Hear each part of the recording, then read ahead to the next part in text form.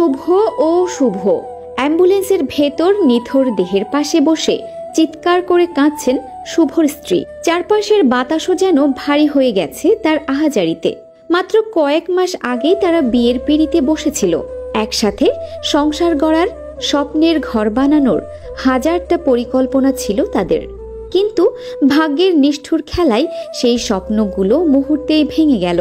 আজ তিনি বিধবা, জীবনের প্রথম ভালোবাসা, প্রথম স্বপ্ন, সবকিছু হারিয়ে এক নিমেষে ফাঁকা হয়ে গেছে তার পৃথিবী।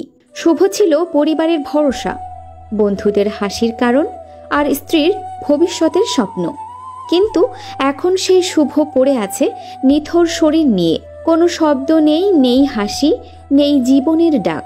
ফরিদপুর সদর উপজেলায় ট্রাকের চাপায় মোটরসাইকেল আরোহী শোভন শুভ নামের এক তরুণ নিহত হয়েছেন। গতকাল সোমবার সন্ধ্যা 7টার দিকে ঢাকা খুলনা মহাসড়কের শিবরামপুর এলাকায় মামুন ইন্ডাস্ট্রির সামনে এই দুর্ঘটনা ঘটে।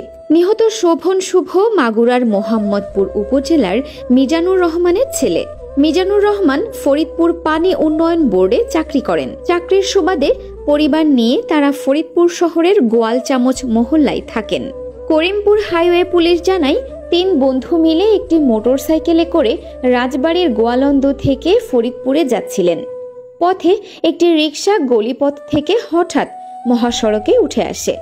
এ সময় মোটরসাইকেল নিয়ন্ত্রণ হারিয়ে মহাসড়কে পড়ে যায়। তখন পেছন থেকে আসা একটি ট্রাক শোভনের মাথার ওপর দিয়ে চলে গেলে ঘটনাস্থলেই তার মৃত্যু হয়। আহত 2 জন ফরিদপুর মেডিকেল কলেজ হাসপাতালে চিকিৎসাধীন। করিমপুর হাইওয়ে পুলিশের উপপরিদর্শক SI শফিকুল ইসলাম বলেন, দুর্ঘটনায় 1 জন নিহত হয়েছেন, আহত হয়েছেন 2 জন। চালক ট্রাকটি নিয়ে পালিয়ে গেছেন। এ ঘটনায় আইনি ব্যবস্থা প্রক্রিয়াধীন। একটি অসতর্ক মুহূর্ত, আর তাতেই শেষ হয়ে গেল একটি তরুণ জীবনের গল্প। শুভর মতো হাজারো তরুণ প্রতিদিন রাস্তায় প্রাণ হারাচ্ছে এমন বেপরোয়া চালকদের কারণে। প্রতিদিন দুর্ঘটনার পেছনে থাকে একটি ভাঙা পরিবার, একটি বিধবা স্ত্রী, এক মা বাবার অনন্ত কান্না। শুভর স্ত্রী আজ যেভাবে কাঁদছেন, কাল হয়তো আরেকজনের মা কাঁদবেন, আরেকটি পরিবার হারাবে তাদের প্রিয়জনকে। আমাদের এখনই পরিবর্তন আনতে হবে।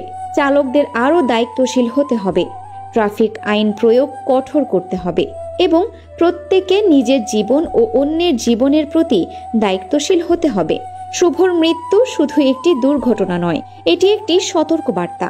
আমরা যদি এখনো সচেতন না হই, তবে আরো কত শুভ আমাদের হারাতে হবে। সবাইকে সতর্ক করার জন্য